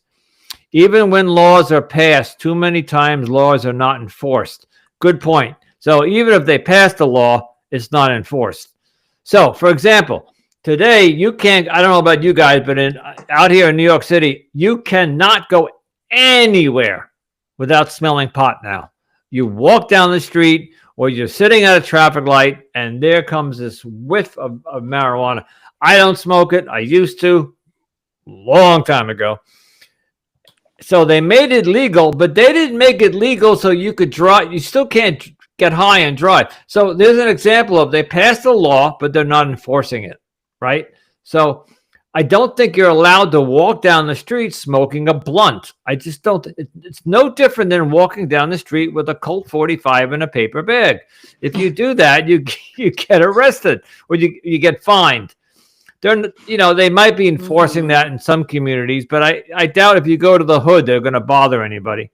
So it's going to be hard too, because, a lot of these cults are religions, right? Right. So I feel like on that level, but they're hiding behind the religious concept. We know. Yeah. They're legally religion. They are, and Yeah, they can get And away law with that. enforcement is scared to get involved. Look what happened. Look what Absolutely. happened to the Branch Davidians in Waco. They are scared to, because these people are, a lot of them are so brainwashed that they're fervent followers and they're willing to die for their leader. So they're willing to barricade themselves into these communities Yeah. and burn down with the leader.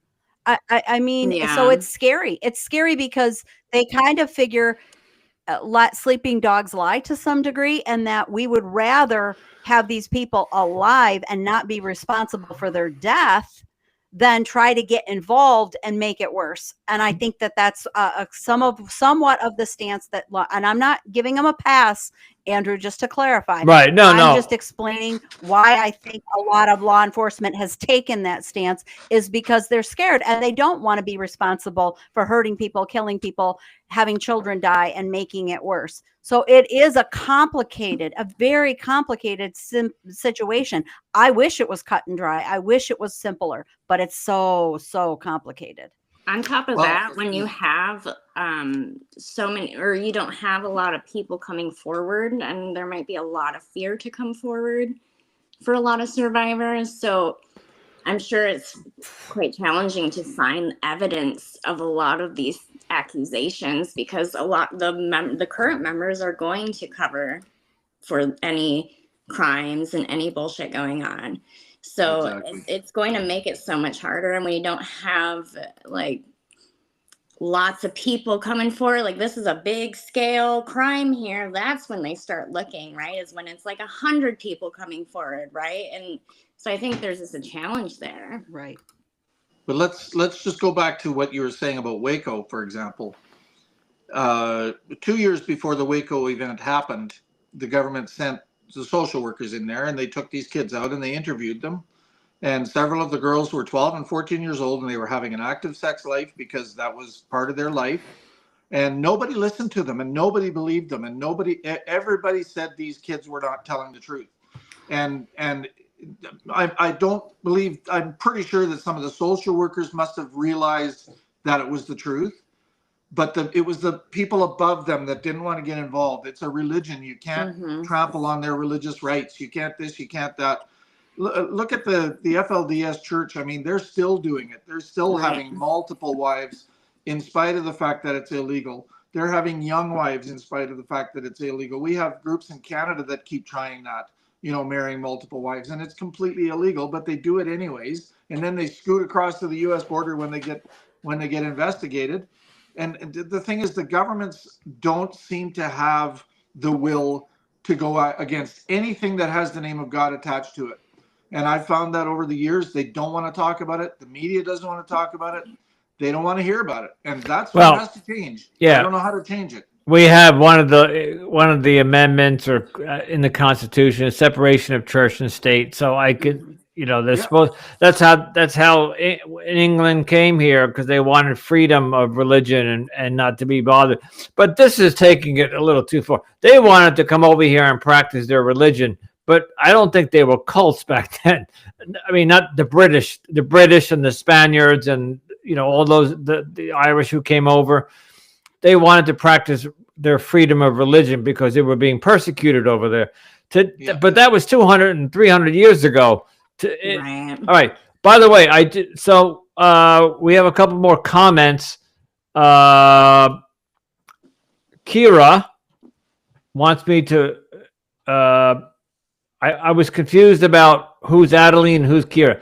Kira says Adeline Rose. Thank you for mentioning it.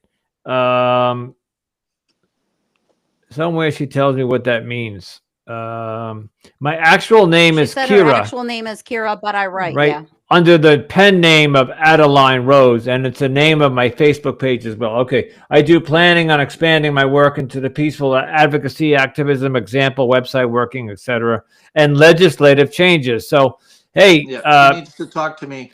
Yeah, Kira, reach out to us, please. If anything that I or Richard or all of us can do, if you want to work on legislative changes, you have people right here willing to help you. Paulette wrote, laws have been passed in various states that virtually or actually outlaw teen marriage. And Tennessee and other states have passed severe laws against religious figures who sexually abuse children. Oftentimes, the people who testify in favor of bills which later become laws came out of the cults. Mm. Yeah.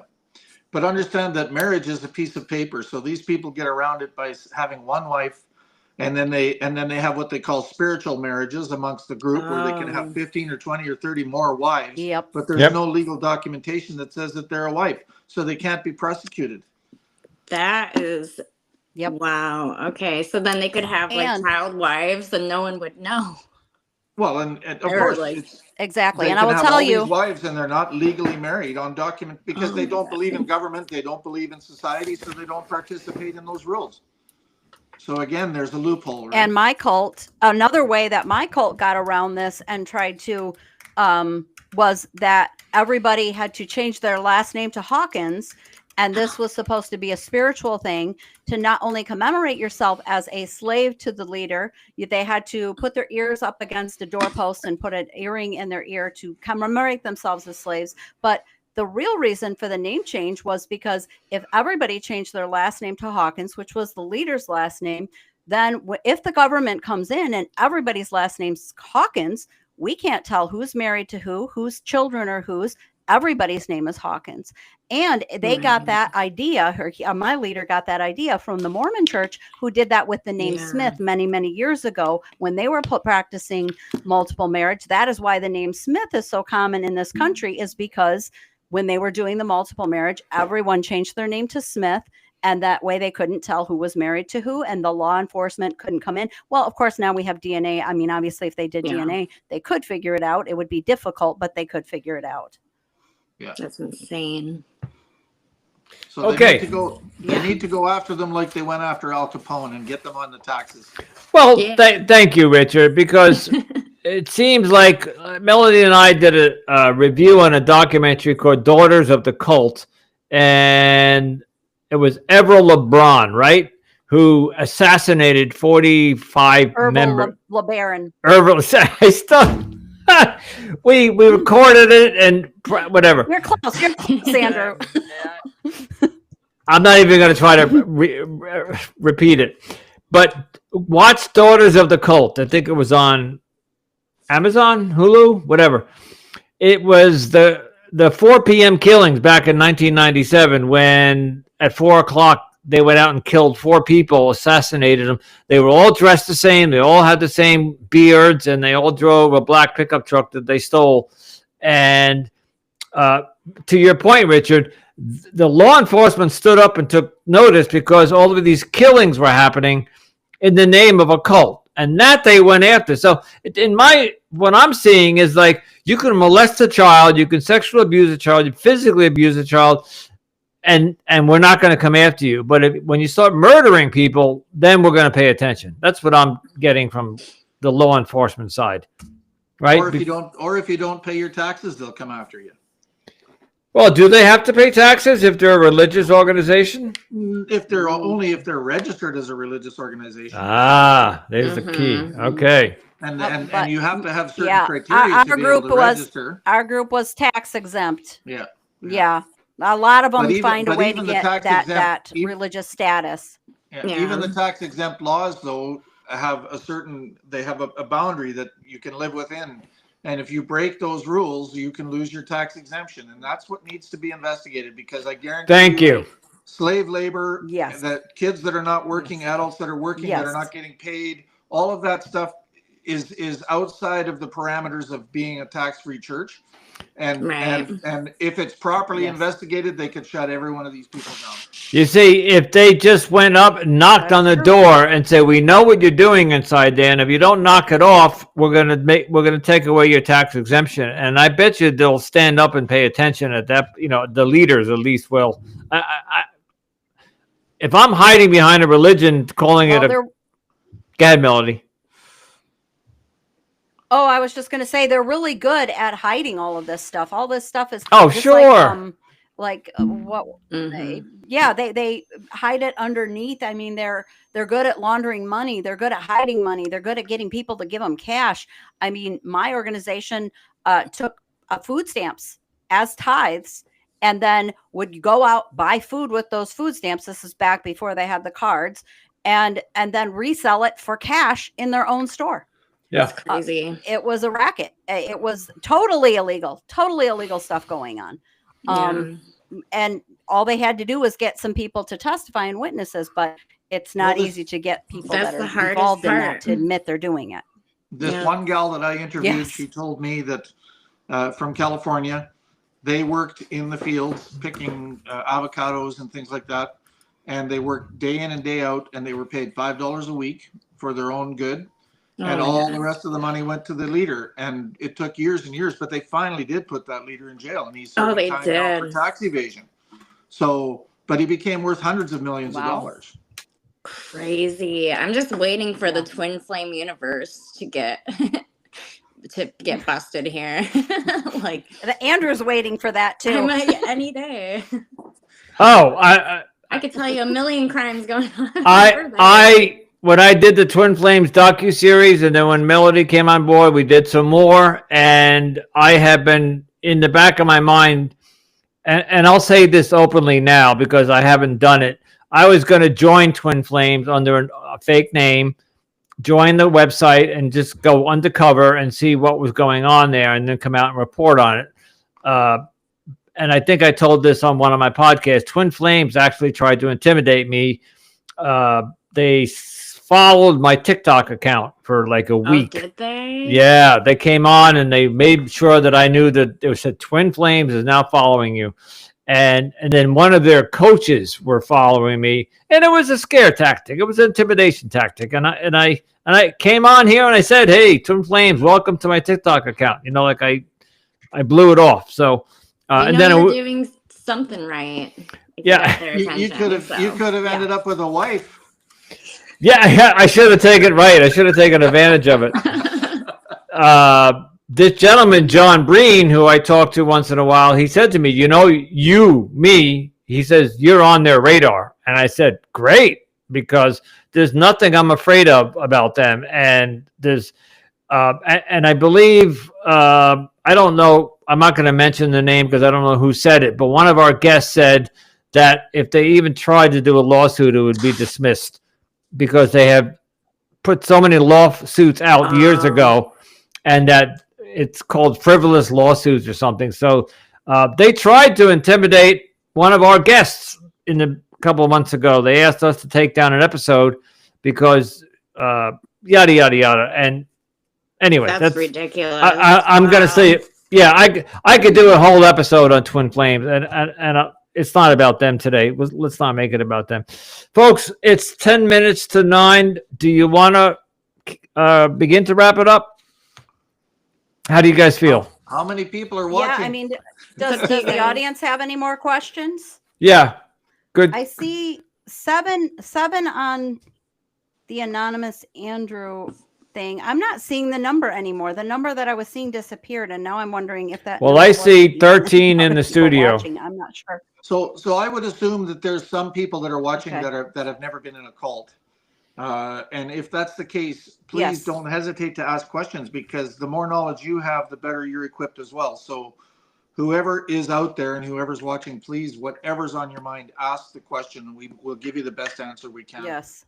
And to those who are watching, and if you know somebody who couldn't join us tonight, this will be on YouTube, and an episode, we'll air this again. It's being recorded. So this is going to be replayed. It'll be on both YouTube channels, and it'll also be on our podcast. I don't know what I'm going to get to that, but I will get to it. But I think it's automatically recorded on YouTube. So in other words, when we're done, it'll stay there. I think that's how it works. Right. So, I think we're going to try to do this again, and it's going to become more and more organized. I think we should. I think we absolutely should. More and more organized, it'll make more sense to people, and hopefully we can start attracting more people and more questions. I think once people have questions, so I think once a month we get together and do this. I'd be happy to do that. I'd be more than happy. So, all right, I'll tell you what. So let's see if anybody has any more questions. Oh, Taylor Rhodes, I think that was me. Laugh out loud. Okay, so some people are starting to say goodbye. Okay. What Last question here. What final message would you like to share with the audience on International Cult Awareness Day? Melody, you want to go first? Sure, I can do that. I'm just going to say along the lines of what Richard said, and I'm also going to bring up Carol's episode again too. Carol Murchison, who was a cult lawyer, expert in cult law, who represents cult victims. That one of the things that is really going to help with that, bring the awareness, is people that don't know about cults, have never been in cults, getting information, watching these documentaries, listening to these podcasts, listening to our broadcast. And like Carol said, her favorite person is somebody who is aware that might end up on a jury. And those are the people that are going to be making these legal decisions in these lawsuits that are coming against some of these cults and these cult leaders. And if the more educated those people are that are on those juries and helping make those decisions and helping make those laws and influencing these laws, the more that we're going to move towards that change that we're wanting within the legal system. And I think that absolutely every one of us here tonight is playing a part in that. And I want to thank Richard and Ari so much for agreeing to come on here and help us do this tonight. We greatly appreciate you guys. And I think that we're all here trying to make that difference. And it's out there. We're doing it. We're doing it right now. Ari? You want me to repeat the question, or you know the question? Actually, I'll repeat it. What final message would you like to share with the audience on International Cult Awareness Day? Yep. I want you guys to know that if you have joined a cult or you were a victim of a cult, you are not stupid.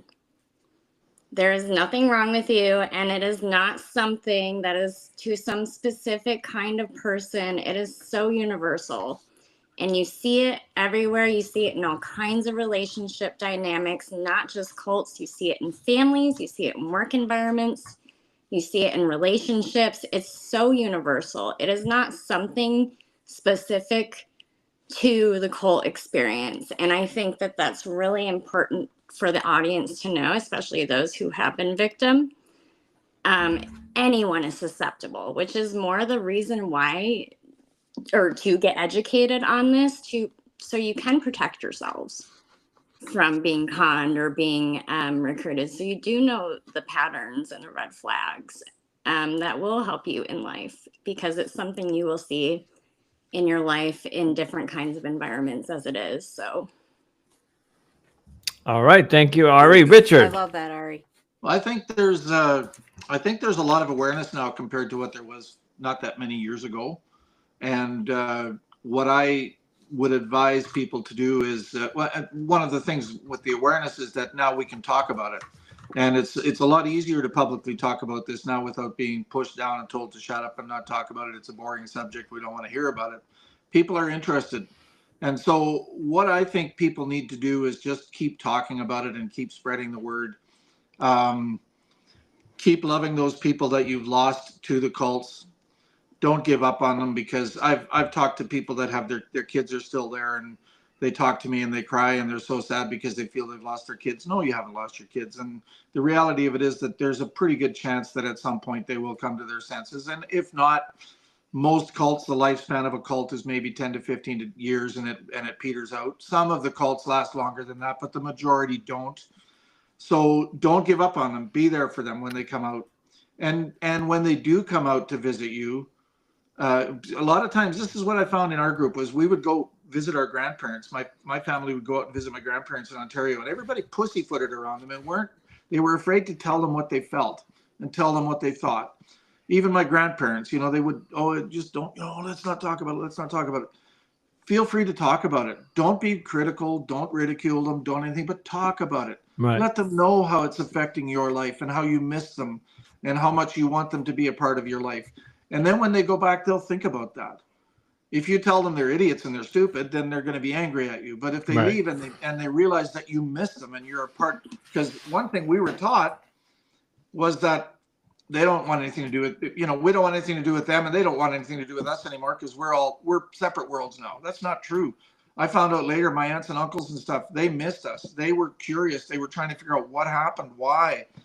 You know, There- we couldn't be part of the family anymore. Yeah. So be there for your family, love them, In and the keep talking about it. in the documentary I watched about Jonestown, there was a gentleman who his daughter who he went down to visit her because her name was Leanne, I think, and he hadn't seen her in 20 years, and his ex-wife took the daughter down there, and they were living in Georgetown in that house, but she was one of the ones who the mother they killed each other with a knife or something. It's just horrible. So yeah, please.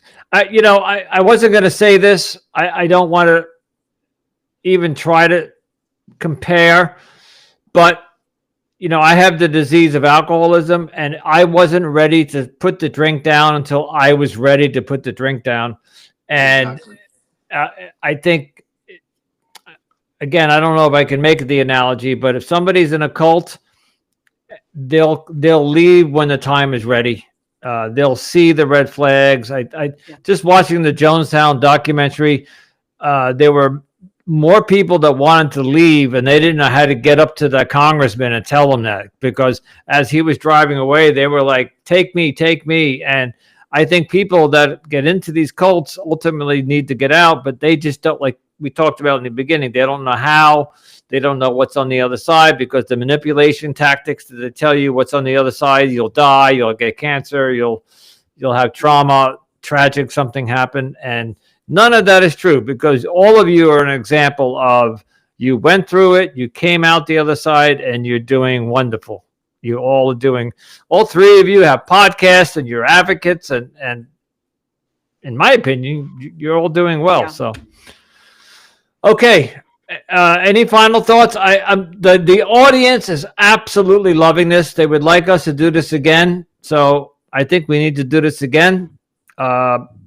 We'll talk about this and we'll come up with a plan. I don't know if we'll do it monthly or quarterly or.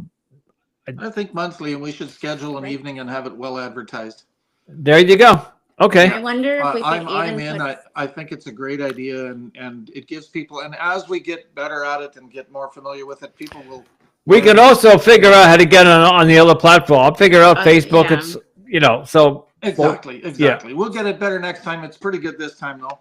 I just want to take the opportunity to thank everyone for. Yeah. Thank you, everybody, for being here, for tuning in. It looks like we hit almost 50 people to Absolutely. watch us tonight, and that's just amazing.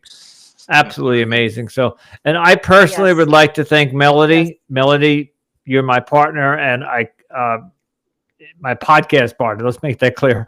And thank you so much for everything you have done.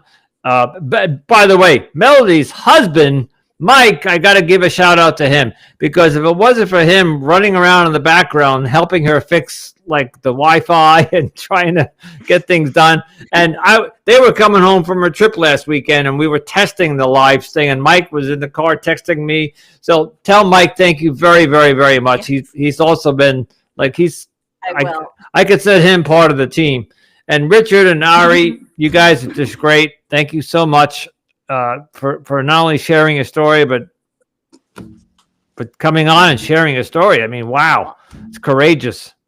So, and the audience is And clapping. I thanked Richard and Ari, but I'm going to thank you too. I'm going to thank you too, Andrew.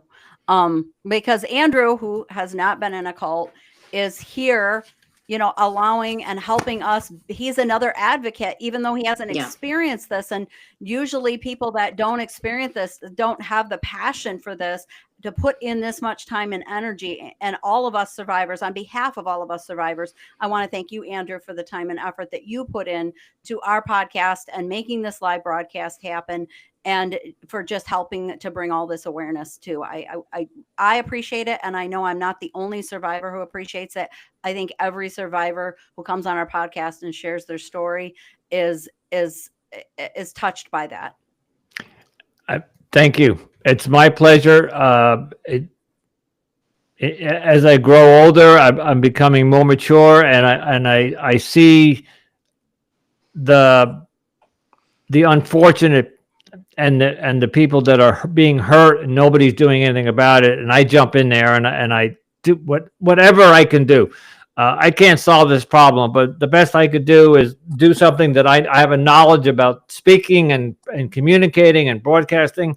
I went to school for it, and I figure let's get involved with something. And I find this concept of cults fascinating, not in a good way, but just like, I want to learn more about this and get in and talk to all of you and learn about this. And yes, but you're welcome. Let's leave it at that. Thank you. And thank you. And the audience is clapping. They're clapping emojis.